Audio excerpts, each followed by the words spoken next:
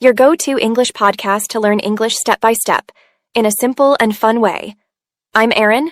And I'm Evan. Erin, I have a question for you. When you were a kid, what did you want to be when you grew up? Oh, that's easy. I wanted to be an astronaut. I imagined myself flying in space, wearing a big white suit, waving at the Earth. What about you, Evan? An astronaut? That's amazing. For me, I wanted to be a football player. I thought I'd score the winning goal in a big stadium with thousands of people cheering. That sounds exciting. Did you actually play football when you were young? Oh yes, every weekend. But the only stadium I saw was the school playground. And the only cheerleaders were my two friends shouting, "Pass the ball, Evan." I know that feeling. My space training was just jumping on the bed and pretending it was the moon. See, learners? Dreams start small, but they make life exciting. And even if we don't become astronauts or football stars, those dreams push us to grow. Exactly. And that's why today's challenge is about dreams and goals. We'll test your English at 4 levels: B1, B2, C1, and C2. Here's how it works. The sentences will start simple and clear. Then, step by step, they'll get longer, deeper, and more challenging. Your job is to follow along. Stop when it feels too hard. And that's your level. And here's something special. We've prepared a PDF transcript of this episode. You'll find it in the description. Yes. Use it to read along, highlight new words, and shadow the sentences at your own pace. That way, you're not just listening. You're already practicing 3 skills: listening, reading, and speaking. But wait. What about writing? Good question. That's where the comments come in. When you share your thoughts, write your level, or tell us your story, you're practicing your writing too. Exactly. So, with this one episode, you can practice all 4 skills: listening, reading, speaking, and writing. And before we jump in, many of you have been asking us to add episodes on grammar. We love that idea, but we want to hear from you. What grammar should we cover first? Yes, maybe tenses, conditionals, prepositions, or anything else that confuses you. Tell us in the comments, and while you're there, also let us know what other topics you'd like us to cover. This way, you're transferring your thoughts into the comment box and practicing your English at the same time. Perfect. So grab your coffee, relax, and let's begin this new challenge together. Welcome to Test Your English Level, Dreams and Goals. All right, learners, you are now entering Level 1, B1 English. This is the easy beginning. Short, simple, and clear. So, Evan, besides football, do you have another dream? Yes, a very simple one. I dream of living by the sea. I imagine waking up early, walking barefoot on the sand, and hearing the sound of the waves every morning. Just thinking about it makes me feel calm. That sounds so peaceful. For me, one of my dreams is to open a small bookstore. I can picture it in my head. Shelves full of books, a little coffee corner, soft music playing, and people sitting, reading, and smiling. That's a lovely dream. And I have another dream too. I want to be the author of a best-selling book. I imagine myself sitting at a wooden desk, typing late at night, and then one day holding my book in my hands. I even dream of seeing people reading it on the train or in a cafe. That picture in my head makes me so excited. Wow, that's a big dream. But what's your small goal for that? My goal is to read every evening, even if it's just for 15 minutes. But Erin, how does reading books every night help you with your dream of a bookstore and also of being an author? Good question. Well, if I read a lot of books, I learn about different authors, styles, and kinds of stories. I also see what people enjoy reading. That will help me choose books for my store. Reading builds discipline too. If I can keep this small habit, I know I can handle the bigger work of writing. And most of all, reading keeps my love for books alive. And that love is the heart of both my dreams. The bookstore and the book I want to write. Ah, now I see. So even a small goal like reading every night is not just practice. It's training for your dreams. Exactly. Dreams are like the big sky, and goals are the small steps that carry you closer, one by one. And for me, with my dream of living by the sea, my goal is simple. Save a little money each month. Right now, I can't move to the beach, but I can visit sometimes, maybe for a weekend. Each trip makes me feel closer to that dream. And saving money is like building a bridge. Every coin, every dollar is one more piece of that bridge that leads me to the sea. That's beautiful. And learners, this is the heart of Level 1. Share your dream and think of one small goal that moves you closer. Now, take a second to feel it. Imagine the happiness you'd have if that dream came true. Hold on to that feeling, because that's your motivation. Wonderful. If you followed along and connected with the idea, congratulations. You've completed Level 1, B1 English. But don't relax just yet, because we're moving into Level 2, B2 English. Learners, welcome to B2 level. Here, the sentences are longer, the vocabulary is stronger, and you'll hear idioms and expressions that make English sound more natural. This is where the challenge truly begins. Right? Because, you know what? Starting a goal is easy. But sticking to it, that's where most people struggle. In fact, the biggest enemy of any dream is not failure. It's procrastination. Yes, I know it very well. With my dream of writing a best-selling book, I often postpone my writing. I say, I'll do it tomorrow. But tomorrow never comes. That's procrastination. And you know the saying, procrastination is the thief of time. Yeah. For me, it's not just procrastination. It's also distraction and temptation. I want to save money for my dream of living by the sea. But then, I see a new phone or I feel like eating out, and suddenly my savings disappear. And honestly, it's true what they say. Old habits die hard. So true. It's easy to fall back into comfort. That's why deadlines are so important. Without a deadline, a dream is just a cloud. It floats around with no direction. But with a deadline, it becomes something tangible, something you can measure. That's right.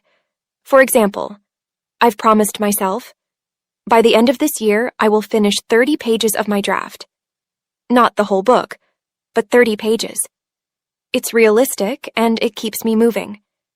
And I told myself, by December, I must save enough money for 2 seaside trips. That deadline creates pressure, and pressure pushes me to act. You know, they say, a goal without a plan is just a wish.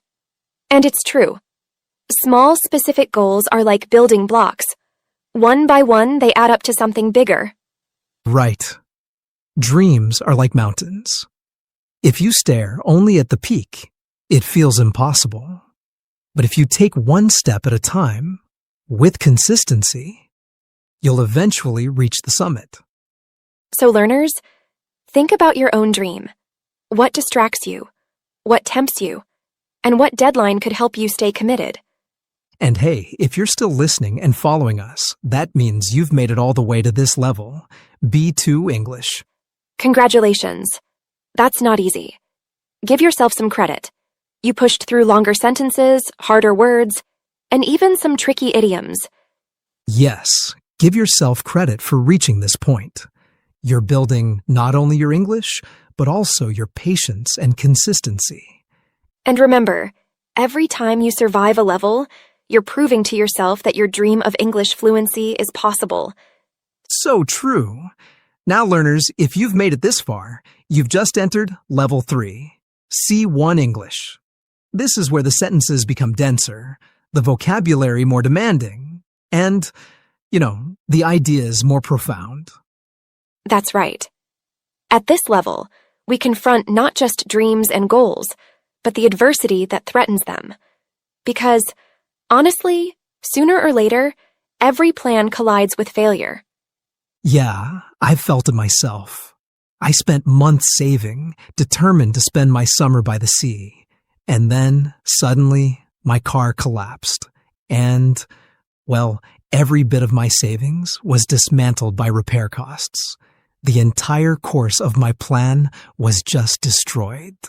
I totally understand. When I submitted my first book draft to a publisher, I received a harsh rejection. I was really disheartened, almost convinced that my dream of becoming an author was unattainable. At that moment, I thought I'd hit rock bottom. Yet failure, though brutal, can actually be indispensable. There's an old saying, when the going gets tough, the tough get going. Adversity, forges fortitude, the strength to endure difficulties without surrender. Exactly. And sometimes, we are just forced to bite the bullet, to face difficulty with relentless courage. That experience, painful as it is, becomes kind of transformative. And occasionally, failure even allows you to turn the tables. My broken trip forced me to rethink my finances. Strangely, I ended up finding smarter ways to save money, methods that are now permanent habits. My rejection, too, became redemption. It compelled me to rewrite, to refine, to persevere. The second draft was sharper, more authentic. Without that setback, I would never have reached it. Truly, the darkest hour is just before the dawn. So, learners, reflect for a moment. Think of an obstacle that dismantled your plans. Did it weaken you permanently? Or did it, maybe, eventually strengthen your resolve? That is the essence of C1 English. Not only understanding sophisticated vocabulary, but also grappling with deeper truths. That perseverance through failure is, honestly, transformative. Well done. If you survived this, you've conquered Level 3, C1 English. You've just handled demanding vocabulary, layered idioms, and long reflective sentences. That takes perseverance and grit. But the final challenge is still ahead. In Level 4, C2 English, we'll step into philosophy itself, asking what true success really means. Now we've reached the toughest stage. And, honestly, this is where English really stretches you. Not only with advanced vocabulary, but with existential ideas that test the way you think. So, learners, are you ready to push your mind to its limits? Then, let's begin. At this level, we don't simply ask how to reach a dream. We ask why. Why do human beings chase goals? Why do we tie our identity to achievements? These are, deeper questions. Questions that strike at the heart of the matter. Exactly. Because success, in the conventional sense, money, prestige, possessions, is in truth ephemeral. It glitters for a moment and then dissolves. You can't take it with you. And if that is the sole pursuit, it risks becoming nothing more than a hollow victory. Yes. Real success might not be measured by trophies at all, but by authenticity, by whether your life aligns with your deepest values.